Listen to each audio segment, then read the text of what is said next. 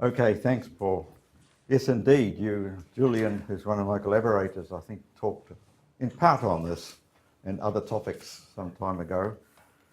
And my purpose today is perhaps to give you a different view, slightly different view of what this work is about. So my collaborators are obviously Julian Hunt and K.W. Chow. And how we come together? Actually, it all started when I happened to be visiting K.W. in Hong Kong, and by coincidence, so was Julian. But he was visiting someone else.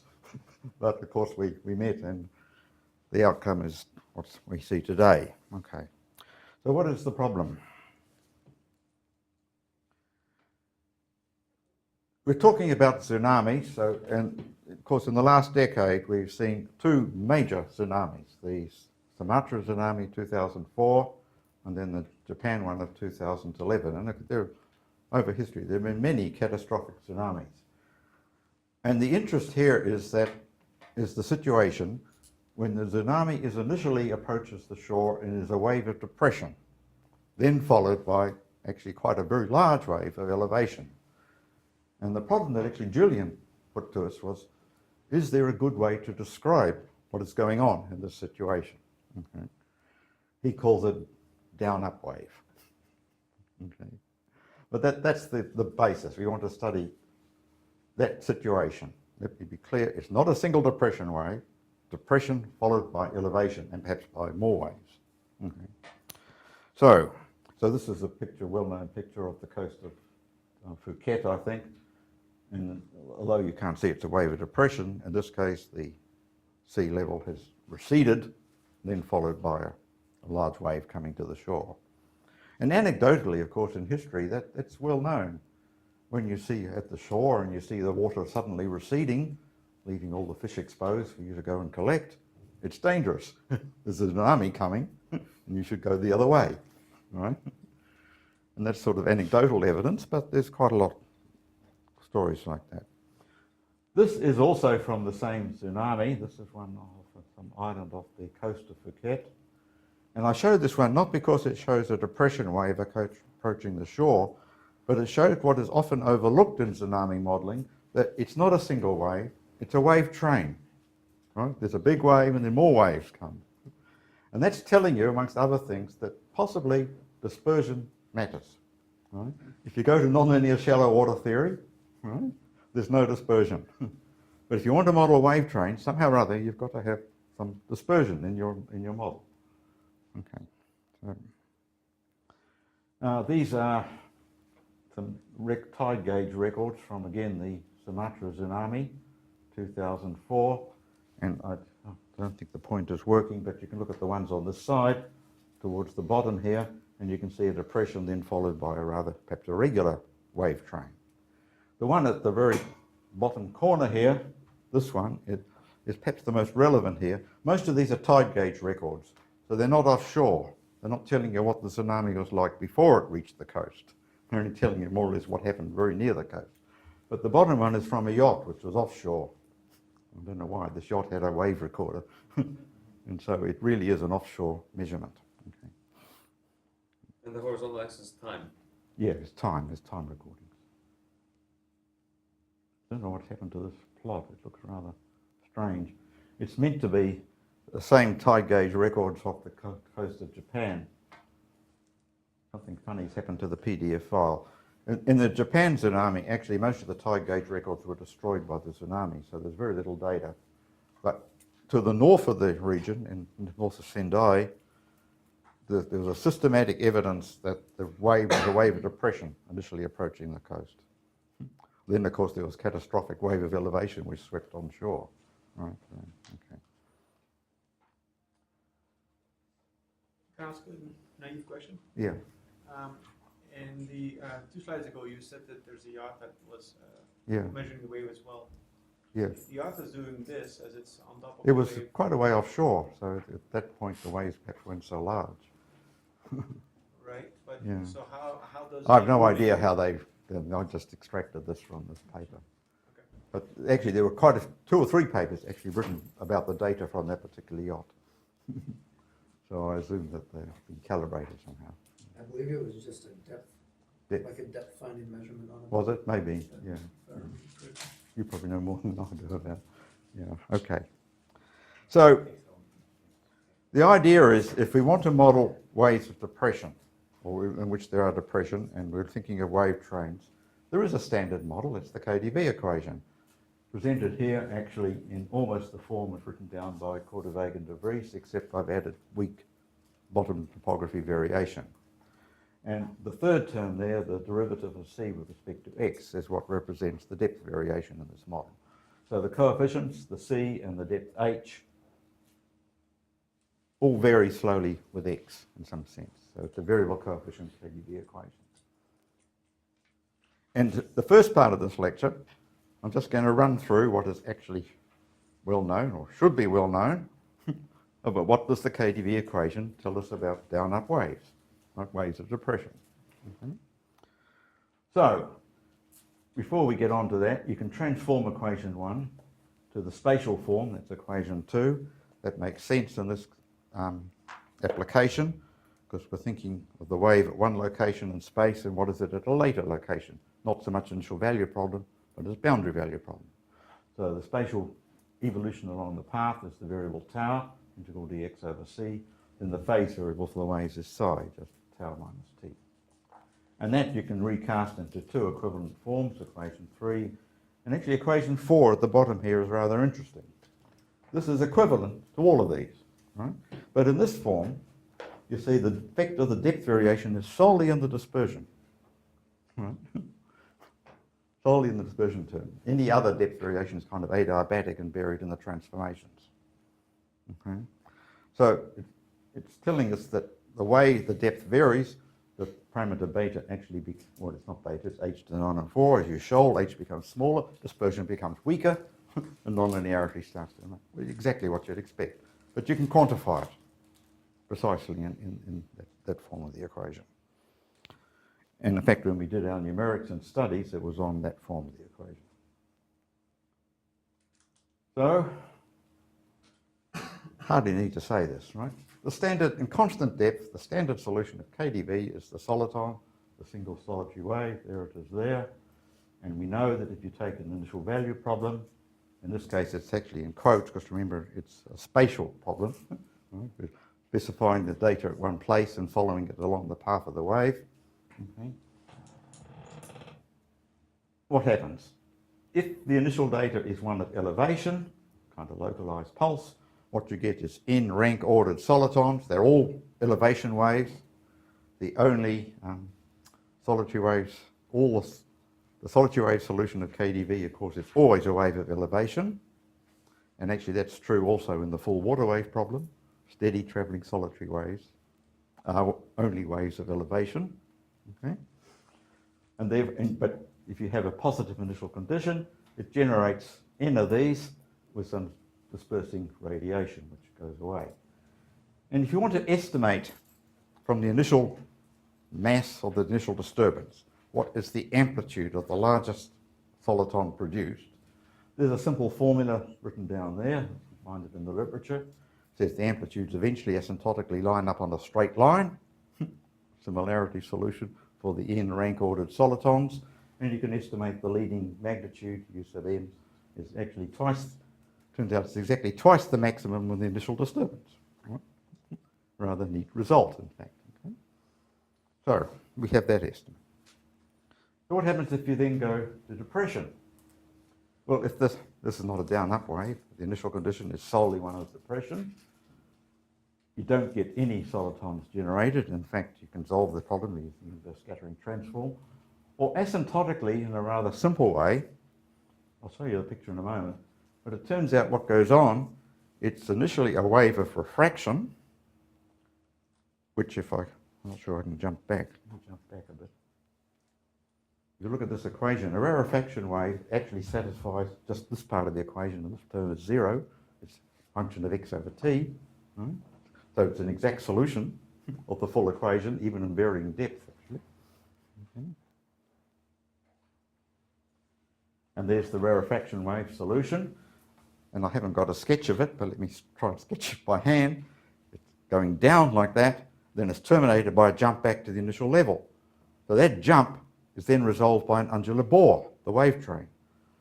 So what we're going to get is this initial depression, essentially similarity solution, it's x over t, or in these variables psi over sigma, then resolved by elevation waves relative to that depression coming along.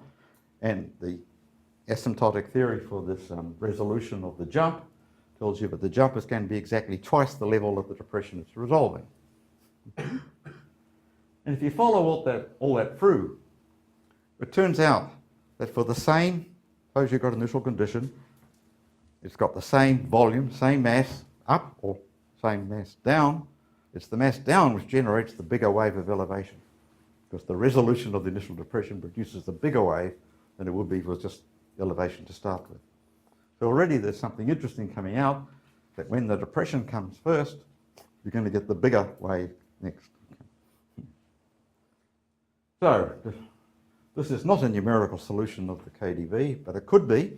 It's actually one of the classic experiments in this area by Hammack and Seeger, I haven't got the date there, I think it was 83, that particular paper. And just look at the bottom plot, you see the rarefaction wave, and the jump up, and so on. This is actually their experimental data. If you read the paper, it may as well be the numerical solution of the KDV. It works very well, okay? And that's the description. Okay.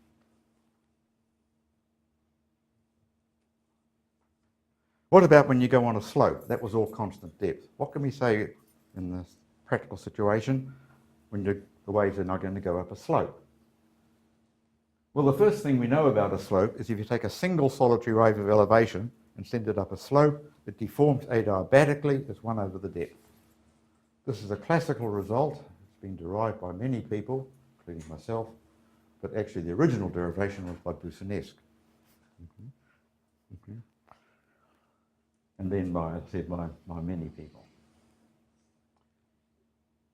So that's just a single wave. But if you have a wave train, so the solitary wave elevation is not just one, it's a n-soliton solution or an undulate bore, whatever you want to call it, going up a slope, what happens? That is actually more difficult to understand. Recently we did do that problem numerically, and I'm going to show you the result in a moment. But what actually happens is that the undulate bore, which the leading wave is a solitary wave, goes up the slope.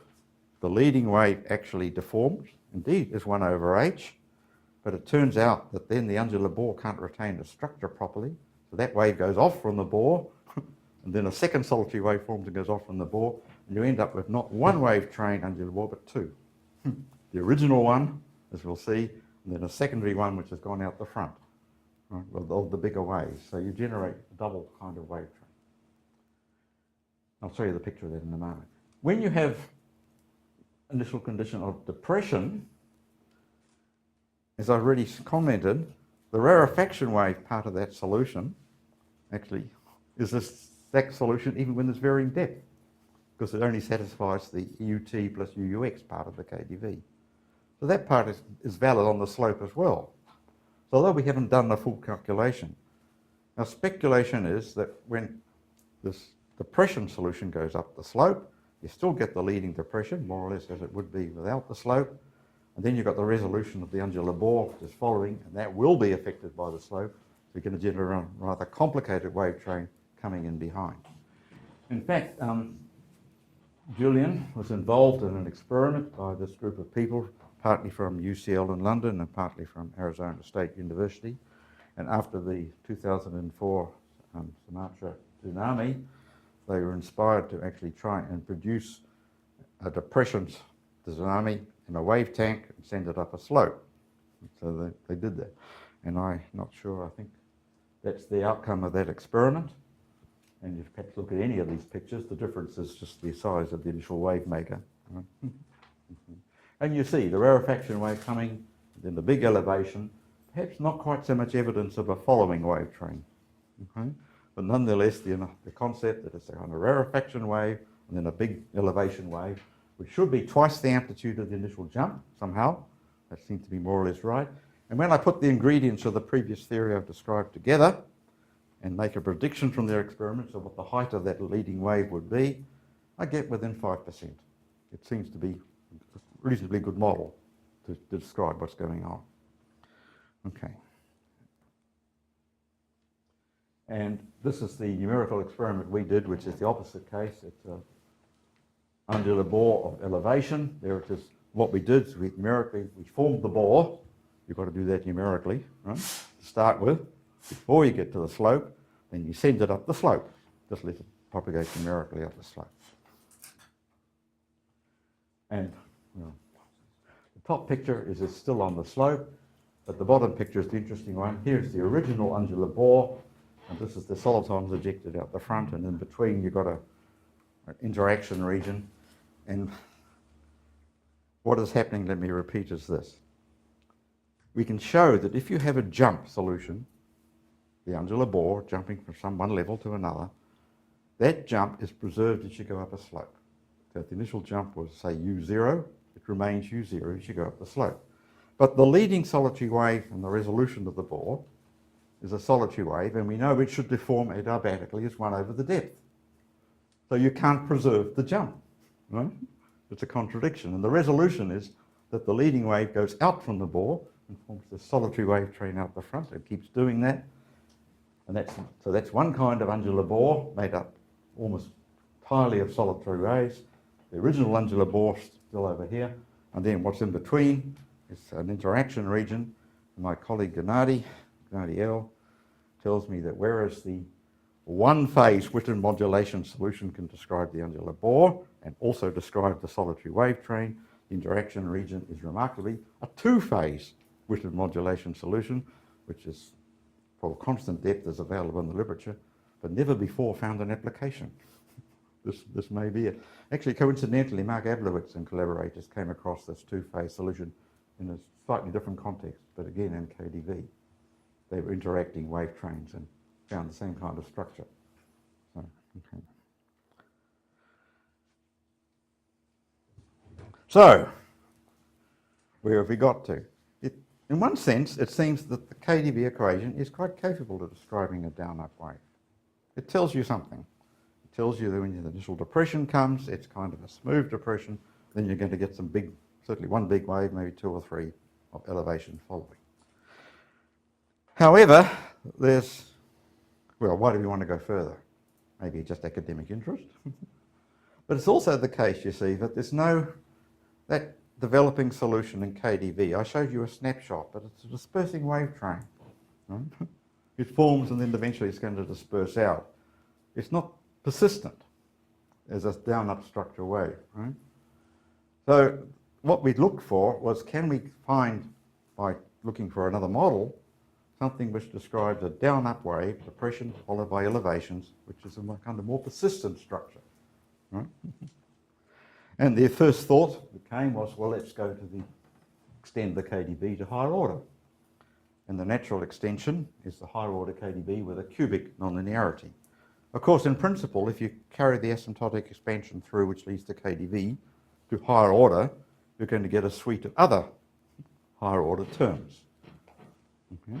And you have to somehow justify why you keep only the cubic one. Okay? So I'll come back to that in a moment.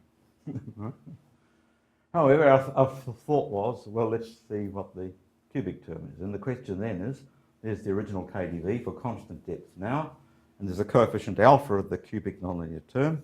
And the crucial question is, what is the value of alpha? Not so much what its value is, but is it positive or negative?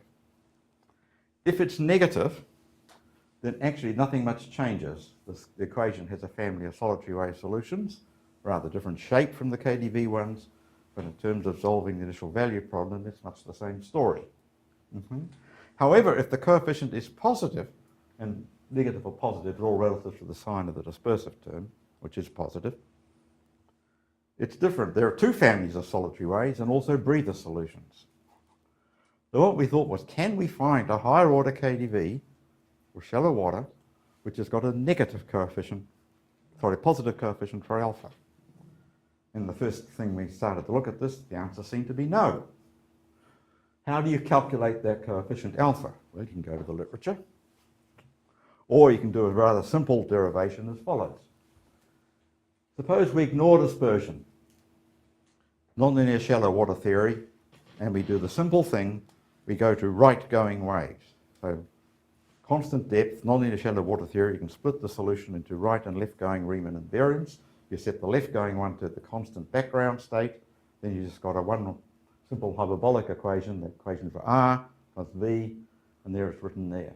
So it's RT plus VRX, and V is the velocity of that Riemann invariant, and it can be expressed in terms of zeta in a rather, well, not so complicated formula. Okay. And then, of course, you can expand that V, and it's written down here in equation 3, expand it out in powers of zeta, so there's the linear term C, there's the quadratic term, and then the cubic term. So we found the coefficient of the cubic term, and it's negative. And of course that's what's in the literature. Okay. However, okay, this is the opposite sign. However, the coefficient alpha is not unique. I've just given you one derivation. In what sense? I'll explain. Okay. It's technically higher order. If you put in the small parameter which is governing all of this, there's a small parameter in front of that epsilon, in front of that alpha, the cubic term. And you can make near identity transformations, zeta plus higher order terms. Plug it in and get another equation. And asymptotically, they're equally as valid as the original one. The thought was, well, we haven't got that equation. Let's, in a sense, change variables. Don't use zeta as the variable. Use something else. So don't you already have an epsilon problem in the sense that... No, we'll see. Okay. Technically, yes, but yes and no. I try to argue around it. Okay. So the first thing is that actually if you take that Riemann equation and express it in terms of the velocity v, you just get the Hopf equation, actually. To all orders, there's no restriction on linearity at this stage. So that, if you use v as the primary variable instead of zeta, okay, the cubic coefficient alpha is 0. But you can do more. You can say, actually, I can choose a new variable z and make v a function of z, and then choose v to be anything I like. And in terms of this right-going, one-way propagation, shallow water theory, they're all exact, they're all equivalent. Right? It's just a different way of writing it down, a different variable. So what we do is we choose our v, so in terms of this new variable z, we've got a coefficient beta in there, and beta is a free parameter. We can choose it to be what we like. We're going to choose it to be positive. Its value, it doesn't matter. So the idea is that so now, there's a transformation from z to zeta. Zeta is the actual elevation. A new variable z, and if you expand it out, z and zeta are equivalent at leading order, but if you keep full nonlinearity, of course, it's a more complicated relationship between them. And what we argue is we can find a solution for z, we can then find a solution for zeta. And in terms of this shallow water model, they're all equivalent. It doesn't matter which equation we work with. Okay. But then we say we want some dispersion. So we arbitrarily add linear dispersion for the z equation. And if you want to know what the flaw in this argument is, it's right there. Okay. That's technically a small amplitude approximation, whereas we want to keep finite amplitudes to keep the cubic term. So this is very much an ad hoc kind of approximation. But we're arguing that we need dispersion in order to describe a waveform. And that's the first thing we can put in. So from now on, we say we're not doing rigorous asymptotics or anything like that. Okay? We've produced, we think, an equation. And if you transform the variable z to get rid of all the coefficients, we've got what's called the extended KdV equation or Gardner equation with a positive cubic term. And so now we're going to sort of, for the moment, put all the water wave application to one side. I want to take you through the sweeter solutions of this equation that may be of interest. Then we come back to see, have they got anything to say about the tsunami problem we're interested in? Okay. So that's the equation. And just, we need to remember as we go along that in terms of v in zeta, there's a transformation. So any solution we find for v isn't actually automatically the same solution for zeta, right? There's a nonlinear transformation between the variables. So we have to remember that when we track back. Okay. However, for the moment, we just look at the equation for v. Now, that Gardner equation, equation 17, is an integrable equation. Its soliton and breather solutions are all in the literature. So I'm showing you nothing new next door, I'm just recording the solutions. Okay. There's the fact that we attained the solutions, or at least my colleague A.W. Chow did, by the Hirota bilinear method. You can use either Taboo method or inverse scattering, whatever you like, right? You can construct the solution. So they're written in this form. B is the inverse tangent of G over differentiated vector X, and what's written out there. And then you specify the functions G and F in some simple way and construct the solution. So the one soliton solution is obtained by making G and F just simple exponentials. You work it all through rather simply, and you find this family of one soliton solutions. And there's two. There's a parameter S in there, which is plus or minus. If it's plus, this is the family of solitary waves of elevation, going from very small amplitude. Gamma, the parameter gamma is actually just gamma squared to the speed of the wave. Right? But the amplitude of the wave for an elevation is square root gamma squared plus 1 minus 1. So as gamma goes from 0 up to infinity, the amplitude goes from 0 up to infinity. And they're kind of what KdV would be like. Right? A family of solitary waves going from small amplitude up to infinite amplitude. The negative, but they're also waves of depression. And their amplitude is given as negative. And as gamma varies from 0 to infinity, this goes from a lower bound, minus 2. You can't go down to 0 amplitude for these depression waves. And then they go up to minus infinity.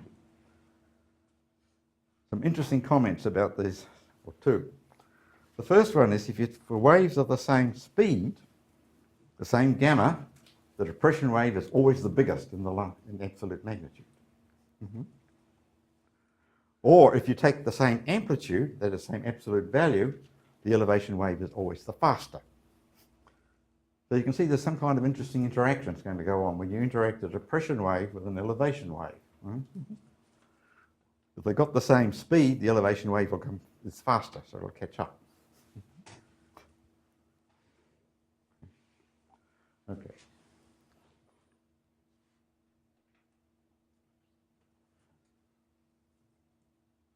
Okay, so before we go on, I think this is here. Just going back a bit here.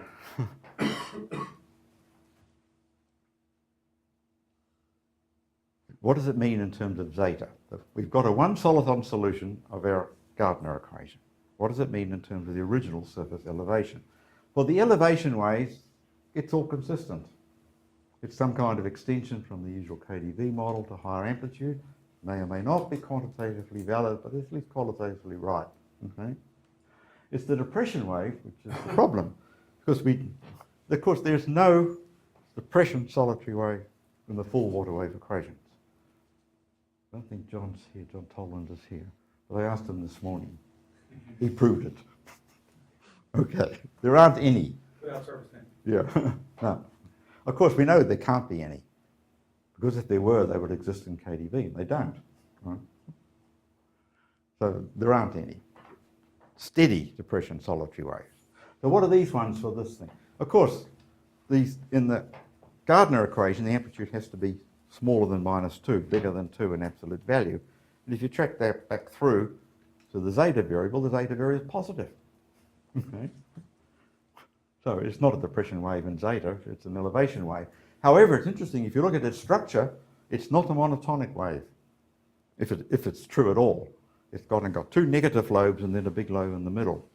Right? So I don't know if that's a solution of the water wave equation or not. Okay? Probably not. Okay, but nonetheless, it's perhaps interesting to think about. Okay. Yeah, I put it there. It's interesting because it indicates that a depression wave, the small lobe, is a big elevation. It's consistent, actually, with what the KdV theory was telling us for this dispersing wave, which wasn't steady. If you have a depression, it's going to be followed by a big elevation. The same structure is emerging out of this model. Okay, okay, what about the two soliton solution? Well, you just take, instead of one exponential for f and g, you take two, standard approach. And then you have to do quite a lot of algebra, work out what all these parameters are. Okay. But you can find them all, and we've written them all down there. And then if you go to the far field, you find that they're just two solitons. Right? And as they interact, there's some kind of rather complicated interaction perhaps. And then they go go out the other side with a phase shift. And phase shift actually forms phase shift remarkably simple. In fact, that formula for the phase shift is exactly the same as the phase shift for KDV. It doesn't quite lie, but it's the same formula in terms of the speeds.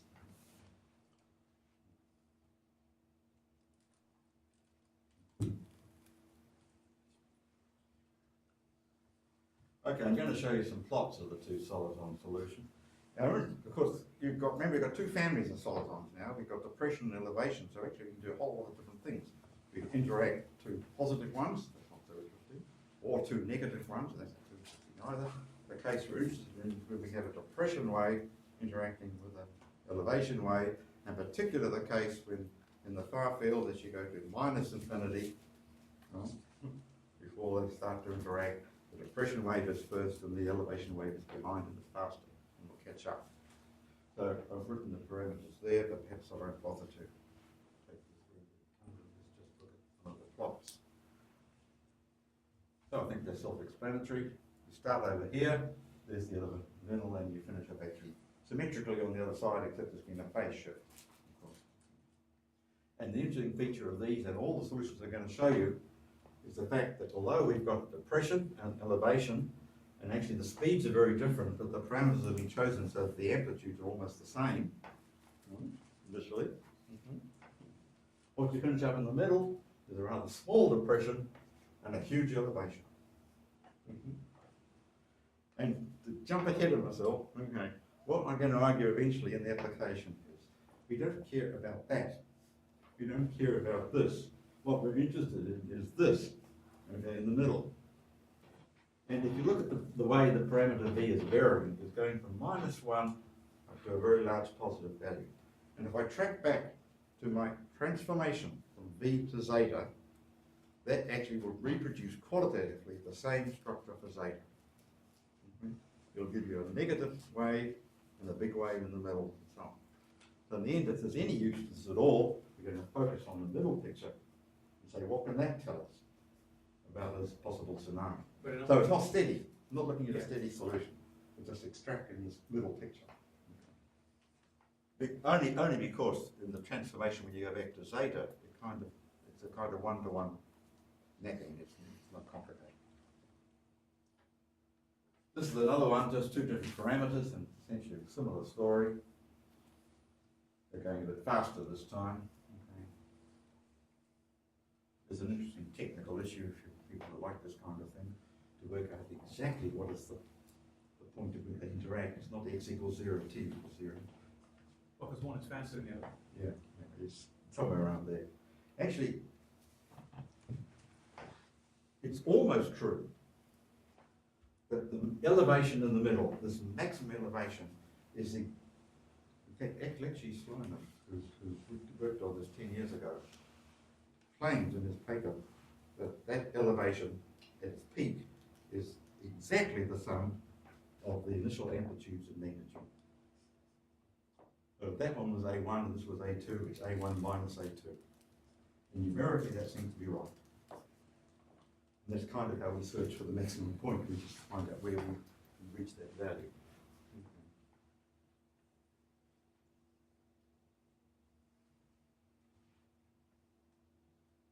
So this is another one. This is a different scenario. The speeds are almost the same, but because the speeds are almost the same, the amplitudes are very different in the far field.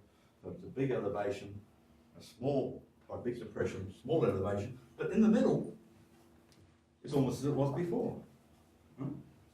And the reason is that result I just showed you. You're going to get an elevation in the middle, which is the sum of these absolute magnitudes. So again, this structure, this small depression, big elevation, followed by another depression in this case, seems to be a persistent feature of these two soliton solutions. And it's another example, again, slightly faster speeds, essentially the same kind of story. You can see here we haven't quite got the middle point right, but this one's slightly more symmetric.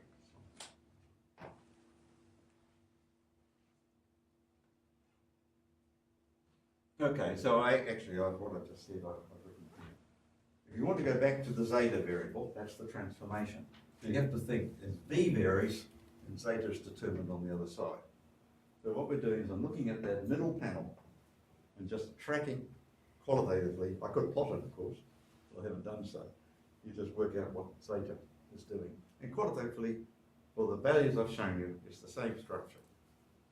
In the middle, depression, and then big elevation.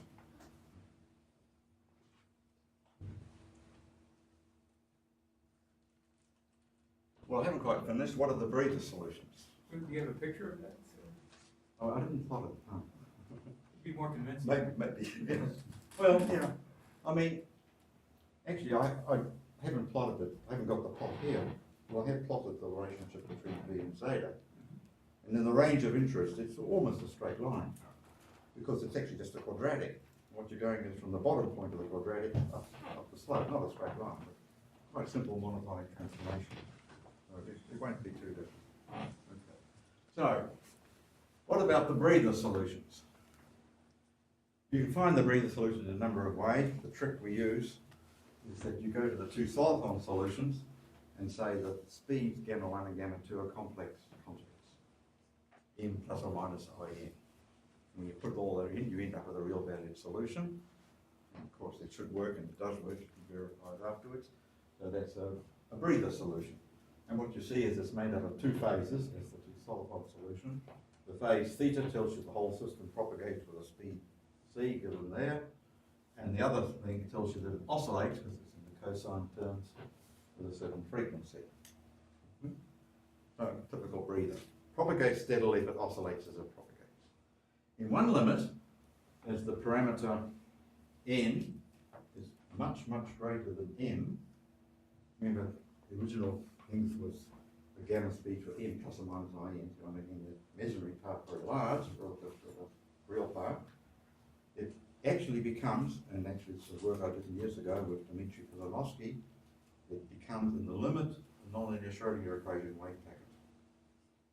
Right? It reduces precisely to that, right? That limit. Focusing? Hmm? Focusing. Yeah. Yeah. But there's the other limit we're actually interested in here, is when the m is the larger one, so the deviation of the axis is small, and then more surprisingly, it resembles the two soliton interaction, but slightly different speed. So we're going to look at that limit. But in fact, we didn't work with that breather solution. We extrapolated even further. We formally took the limit as that n goes to 0. So it looks kind of strange. What have we done? We said the speeds gamma 1, gamma 2 are m plus or minus in. We get a new formula. Then we let n go to 0. What we've actually done is what's called a double pole solution. We've let the two speeds of the soliton coalesce. Technically in the literature that's called a double pole solution because it corresponds, I think, in the inverse scattering transform to the eigenvalues, which can be considered as poles, coalesce, right? And you get this double pole solution. And it's written down there, and it's quite interesting from a mathematical point of view or analytical point of view. It tells you that in the far field, the solution captures to two single waves, each propagating the same speed, but in fact the phase now has got this logarithmic term. And so the speed, when you differentiate the phase, is the same, plus or minus, of course, as t goes to infinity, they become the same, but they're separating logarithmically. So it's like a two soliton solution, but the speeds are almost the same, so the interact takes much longer to interact. And k is a constant to be determined. In fact, perhaps the only original part of this whole work is that I worked out how what k had to be. Okay. Just from the formula, which is not tricky, but it's doable. So we've worked out what the constant k have to be, and actually you can take one of two values depending on whether you're the fast wave at plus or minus infinity. Two different forms. And then they have a phase shift, and the phase shift is actually quite simple. And the key result is actually right at the bottom. Out of all this, we extract this information. We say, suppose that these two waves in this double pole breather solution, as you go to large negative time, are a distance 2x 0 apart, how long does it take them to get together? Or the other way around, if they're at some time in the past with the space, and it's logarithmic or exponential depending on which one you specify. The two soliton solutions, the corresponding relation is simply a linear relationship between x0 and t0. So, and this is a plot of this double pole solution. So actually it looks a little bit like the two soliton interaction, not surprisingly, qualitatively, and it's the same feature in the middle. And in terms of our parameter m, there's only one parameter here, not two. The elevation in the middle is what, two times the square root of 1 plus m squared. So it's going to be quite large. Now before I leave this double pole solution, this is unexpected. This solution is the other way around. Okay? You can have a depression wave which goes faster than the elevation wave for this double pole solution in the limit. Okay? So it's all reversed. So instead of an elevation in the middle, you get a depression in the middle. So you can do it the other way around if you so choose.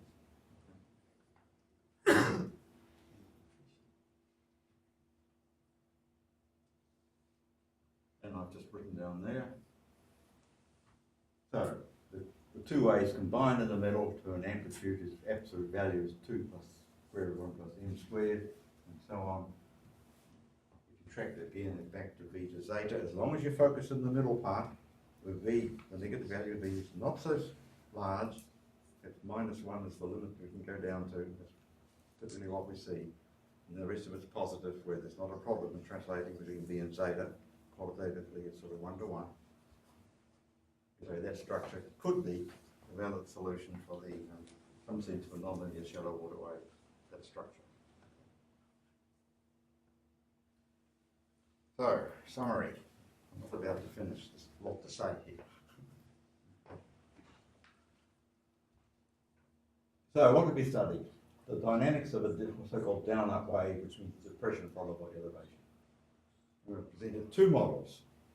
The KDV model, which whether you're on constant depth or a slope, actually qualitatively tells you the same story. You're going to get an elevation wave, which is leading front, sorry, depression wave, whose leading front is like a rarefaction, x over t behavior, right? Then followed by a large elevation, that's more, one or more elevations. But in searching for models with more persistent structures, and that's the dispersive solution, we would use the EKDV equation. It's ad hoc. And what we've done, just to remind you, is that the nonlinear part of this equation is actually formally exact in terms of nonlinear shallow water wave theory. Okay? But we've incorrectly added linear dispersion. Okay? Ad hoc. You might say, at first guess, that's the rational thing, not rational, it's the sensible thing to do as a first guess. Right? If you want to improve the model, you should have to think of a correct form of dispersion, and that may take away the structure, because you lose the integrability. So, nonetheless. And it supports a large number of families of solutions, which qualitatively, I can put it in red, but sort of qualitatively, they resemble what's been seen in the laboratory and in the field. So maybe that's all there is to it. Just the pictures look the same. Are they useful?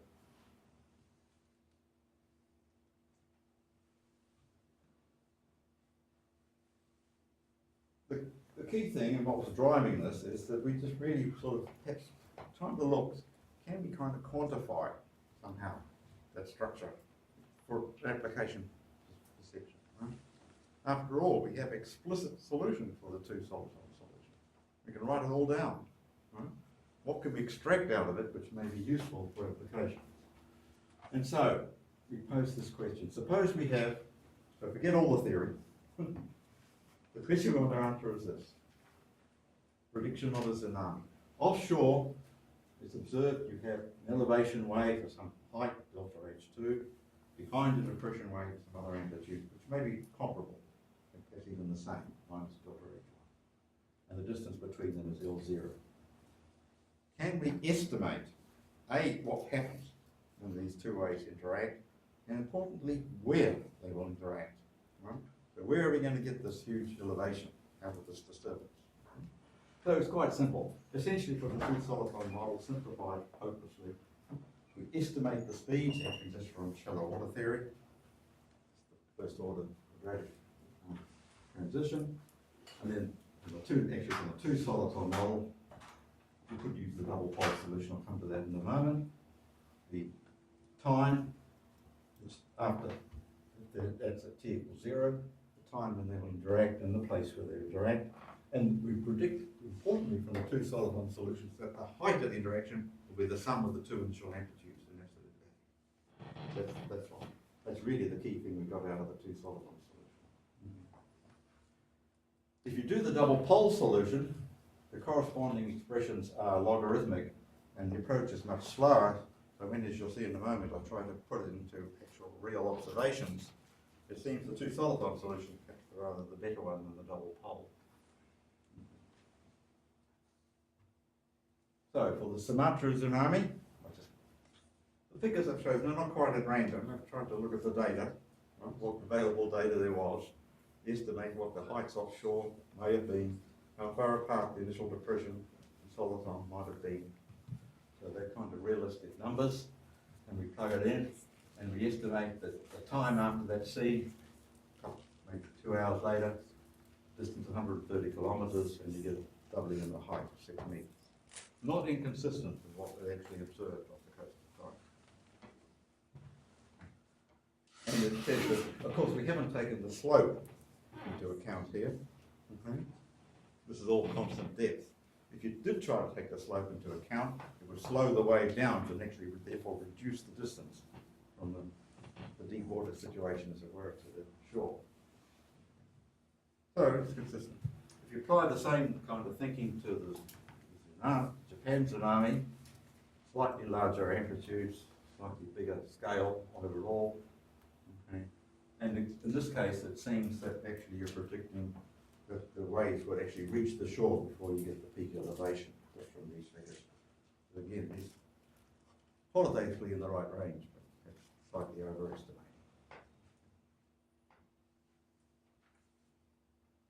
So we're saying both the KDB and the EKDB models are useful, perhaps, and there's a potential. I think for me the thing that I would want to persist is correct. Is that the combination of depression and elevation can produce a very big elevation, which may be as much as twice or more, even perhaps, than the combined elevation of the depression elevation offshore. Right? That's what makes the depression solitary wave tsunami catastrophic, actually, much more so than the counterpart of an elevation. And there was that factor in the analysis of the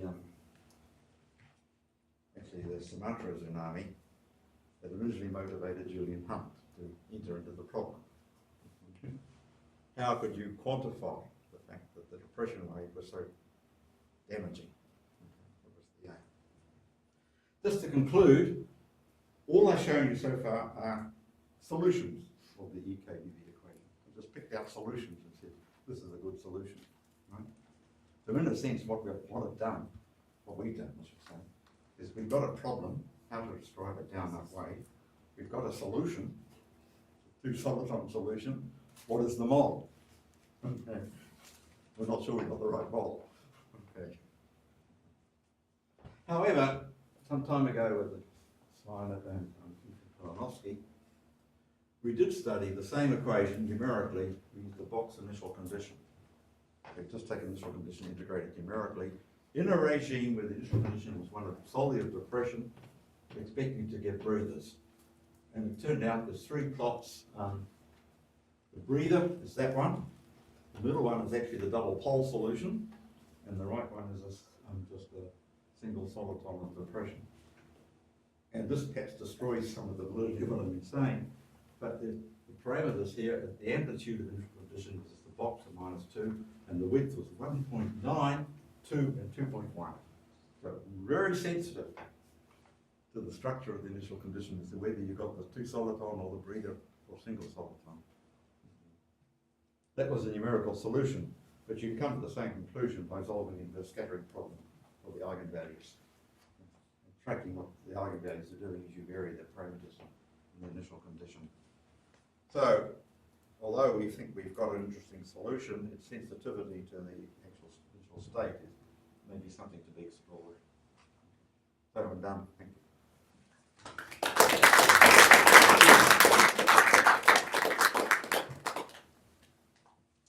Are there any questions? Can you go back to the beginning? I think it was the picture after the picture with the wave. Can you go back to that was I think the picture of the bay with the depression and then the wave train. It was right in the beginning. Sorry. Angular bore. I think it was either the image before or after the image with the boat. It was the wider the bay. That one? No, this That. one. Yes. Yeah. So you say that, and I agree with that dispersion is important. My question is, to get these wave trains and so forth, at what point, could you still use a shallow water model for the last bit? Say, take a uniform sloping beach, just for as an argument, and you put that input, this dispersive wave train, or do you think you should have a dispersion right away right up to the shore? So you get my question? No, I do. I understand. Yeah. I think the answer that you may be expecting, and I would agree that, is that no, you come to a point where, as you see here, the wave is actually breaking, and you have to, in the end, I won't say completely abandon dispersion, because even in the breaking wave, you've got a short wavelength in there, right? It thinks it's. But any model which has dispersion, it doesn't have breaking. So in the end, you have to go to a model which actually incorporates, importantly, the bottom friction. And I'm not sure in tsunami modeling that it's really well understood what the bottom friction should be. Right? And the slope. The slope's an important factor in the run-up phase. So we're not talking, our model is not talking about this run-up phase. Right. Yeah. We have to say we're sort of before we get to there. Yes. Well, I'm just asking because some people couple it at the last bit with just a shallow water model, no dispersion, maybe some bottom friction, and I was just wondering whether you thought that was at least a okay leading order approach, provided you put the right boundary conditions in. Right boundary conditions. Yeah. As I said, my reading of the literature now is that the bottom friction at this stage is crucial, and it's not. I mean, they use the Shazy law, quadratic bottom friction, but as you know, that varies as 1 over the depth, I think, in the standard shallow water model. So obviously it fails too in the very shallow water. It's not clear what you should actually do. Model properly in that regime. And then, of course, the run-up, I think. Of course, in the literature, at the beginning, I probably didn't say it, but I could say now. There's a huge literature on run-up and tsunamis using only nonlinear shallow water theory. And we've seen, I've argued, I'm going to bypass it completely because I want to invoke dispersion at the leading order. But once you get to the shore, yes, you have to go back to that, but I would say with friction, and actually you need to look very carefully at the boundary condition, free boundary, what's actually going on there. So haven't some of these shallow water models had Boussinesq terms? Oh, I would imagine there must be some. Yeah, they do, but operationally not yet. They start to work on that. That's operationally, I think they do sometimes use these models. I asked my collaborator Ethan Kalinovsky, who's the tsunami expert, certainly the Russian tsunami expert. What's the status of KDV in this modeling? And he said, actually, personally, he thinks it's right, except that the community have decided to adopt Boussinesq. Okay. Of course, if you go one way, Boussinesq reduces to KDV. So the argument of using Boussinesq is two. One is they want to take account of back reflection. In practice, numerics don't show much back reflection, my observation. But maybe not crucial. More crucial is the transverse effects can be incorporated into a Boussinesq model. So you can take account of what topographic refraction and so on, which you can't do in KDV. But the directions change a lot. Directions That's change. why. And actually, in practice, where the biggest amplitude occurs is really can be a factor of the local topography.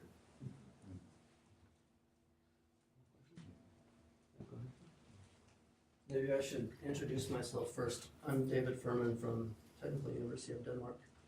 I just arrived on Friday, so I hadn't had a chance to meet all of you. I just had a question and a comment maybe about your use of solitons in the description of tsunamis. Have you worked out, of course, the period is in principle infinite, but what's the sort of effective period of the waves that you're dealing with? If you scale it to full scale? Wavelength? Or, well, I'm Yeah, thinking you're quite periods right. myself, Technically, it has infinite period, but I don't think that's the way to look at the soliton. but like, what's the Even width in of the it? classical sense, I mean, they're a steady propagating wave. So they've got a speed. They've got an amplitude. And from the amplitude, they've got a wave number, actually, a width parameter. You can think of it as the width of the half amplitude, whatever measure you like. And from that, you can get a time scale. And that time scale makes sense. But So, what is it? Yeah. I don't know offhand what it would be, because it depends on the amplitude. Because I didn't check the figures I showed you at the end of the last slide. I said we've got two waves 8 kilometres apart of a certain amplitude. I did check. For that amplitude, what is the actual width of the wave? It's got to be less than 8 kilometres. That's the distance I put them apart, actually. 16 kilometres apart. And it was the order of 1 or 2 kilometres. They're consistent with them being apart. Okay. That's all I wanted to check. Could you go to the previous slide, I believe, the other picture? But we've looked at what would the effective period of these dispersive waves that would emerge in real life scales, and found that those would be the order of something like 15 seconds. And that I mean, visually, the distance between these two breaking wave fronts isn't dramatically different than what you might see in normal wind waves. Yeah. So rather than adopting you mentioned describing a tsunami as a train of solitons, what we believe is a better description would be, say, a train of dispersive waves that are riding on top of a 15-minute or half-hour tsunami. And if you put a 15-minute or half-hour tsunami on these scales of these pictures, it will look flat. You can't even really see. No, actually, that's what you're saying is actually not inconsistent with what I think is the right way to go for tsunami.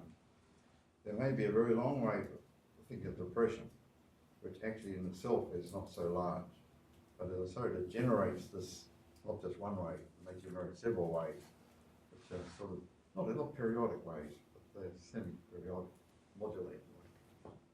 And it may be, the literature, of course, in tsunamis, not everyone.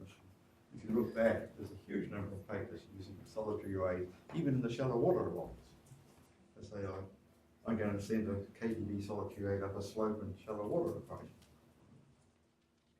You can do the problem, but it may not be relevant to what actually happens. Well, the questions, that's speaker.